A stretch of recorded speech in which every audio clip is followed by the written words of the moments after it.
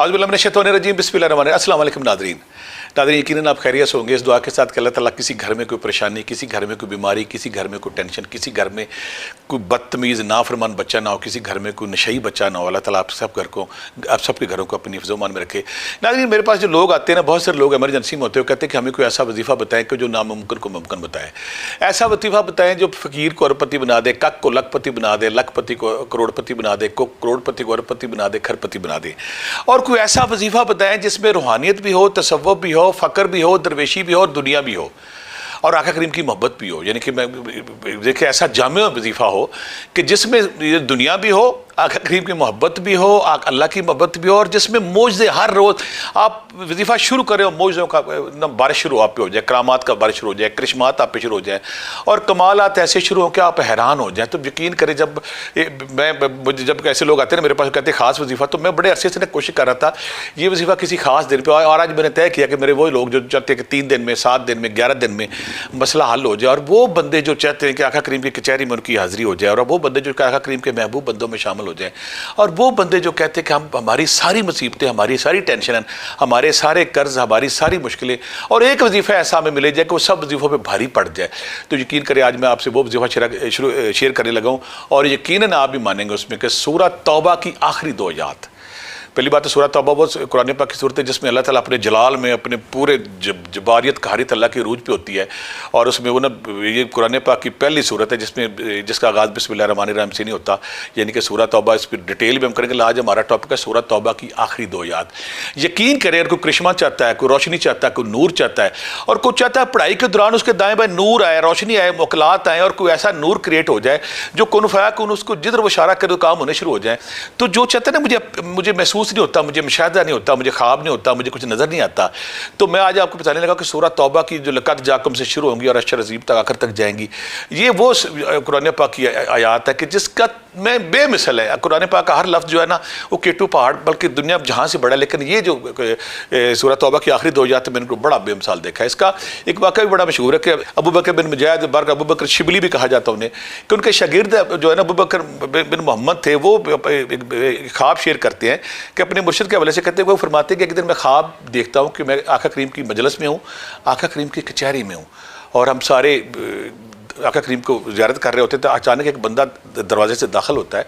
बुज़ुर्गों का नाम बाज़ का आता है, अबू बकर शिबली आता है, अबू बकर बिन मुजाहिद आता है, और उनके जो शागिर्द अबू बकर बिन मोहम्मद वो इसका तज़किरा करते हैं। और रिवायत में कुछ आगे पीछे, लेकिन ख्वाब एक ही आता है कि एक वो महफ़िल है, महफ़िल में आका करीम बैठे, और एक अचानक दरवाजे से बंदा कोई इंसान दाखिल होता है, तो आका करीम उसके इस्तकबाल के लिए खड़े हो जाते हैं,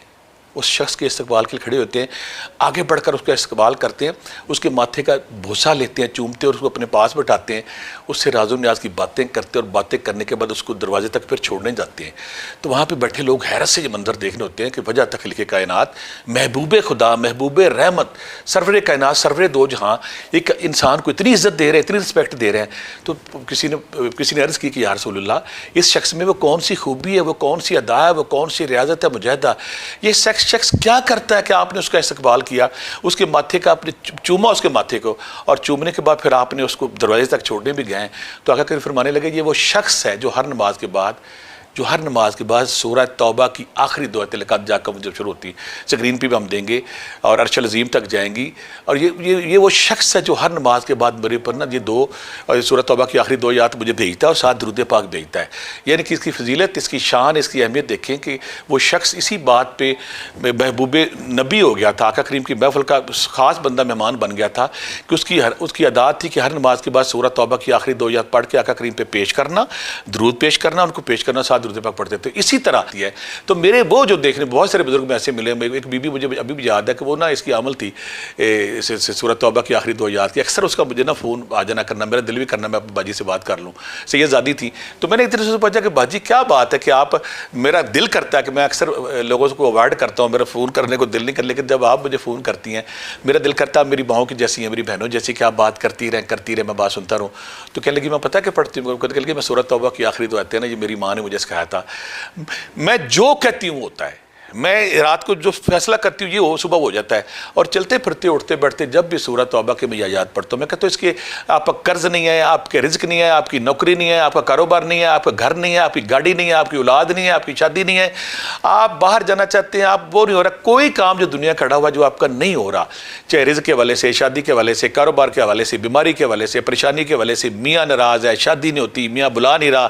طلاق و طلاق ہے, صبح فیصلہ ہونا ہے, کوئی اگر آپ یہ دعا یاد پڑھتے ہیں رات کو کثرت کے ساتھ, اور میں آگے آپ کو 2-3 طریقے اس کی عمل بننے کی بتاؤں گا. میں نے جس کو بتایا کہتا ہے جی مزہ آ گیا, وہ جو بے کیفی تھی, بے سروری تھی, جو خشک پن تھا وہ ختم ہو گیا ہے. محسوس ہوتا ہے کہ جیسے کوئی ہماری کوئی آواز تلاوت سن رہا ہے, اور محسوس ہوتا ہے جیسے کوئی اللہ کی نیک مخلوق آ گئی ہے, اور محسوس ہوتا ہے خاص قسم کا نور ہے. وہ نور اسے میں کہتا ہوتا ہوں یہ کن فیکون کا نور ہے. کسی انسان کے اندر, کسی روح کے اندر جب کن فیکون کا نور آ جاتا ہے, اس کی پھر زبان سے نکلا ہوا ہر دعا قبول ہوتی ہے, اس کی زبان سے نکلا ہوا ہر لفظ پورا ہوتا ہے, وہ جو بولتا ہے وہ پورا ہوتا ہے, جو وہ کہتا ہے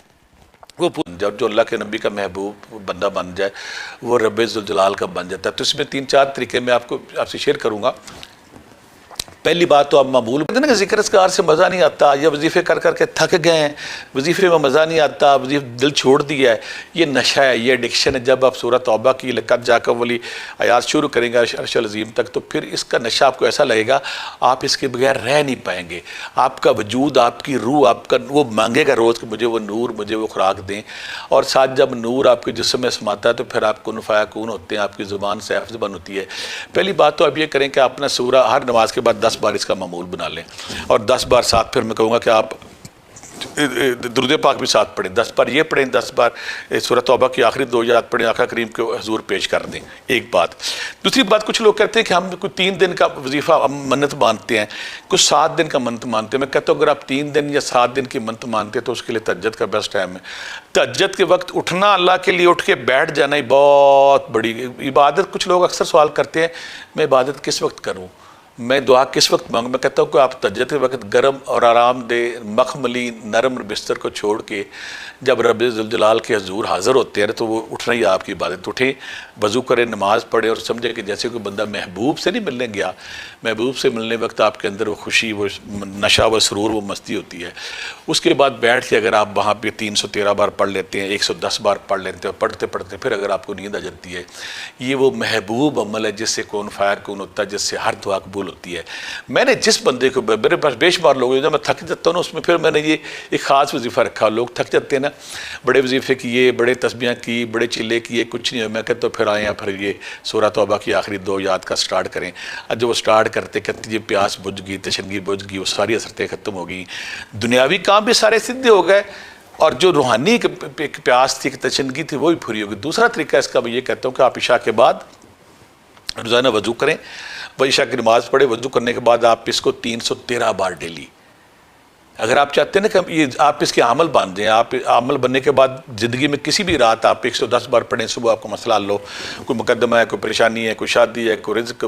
کسی بندے سے ملنا ہے, کوئی ڈیلنگ کرنی ہے, کوئی مسئلہ کرنا ہے, اگر آپ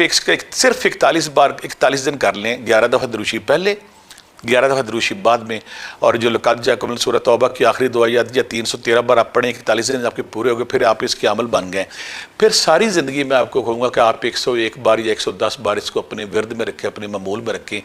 تاکہ وہ نور, وہ روشنی, وہ کرنٹ جو کن فیکون کا ہے وہ آپ کے ساتھ, آپ کے وجود کا لگا رہا ہے. یہ آپ نے پڑھ لیا, پڑھنے کے بعد اس کے بعد پھر آپ نے کیا کرنا ہے کہ آپ نے روزانہ اس کو 110 بار رکھنا ہے. اب جب بھی آپ کو ضرورت پڑتی ہے,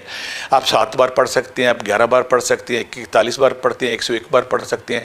پڑھ کے بعد جب دعا کریں گے تو صبح اٹھیں گے تو وہ غیر معمولی کام ہو چکا ہوگا, وہ ہرڈل دور ہو چکی ہوگی, وہ پرابلم دور ہو چکی ہوگی, آپ کی لائی میں وہ آسانی, وہ خوشی, وہ خاص مقصد پورا ہو چکا ہوگا جس کی آپ تلاش میں ہوتے ہیں. یعنی یہ میں کہہ سکتا ہوں کہ یہ وہ خاص وظیفہ ہے, یہ کن فیکون وظیفہ.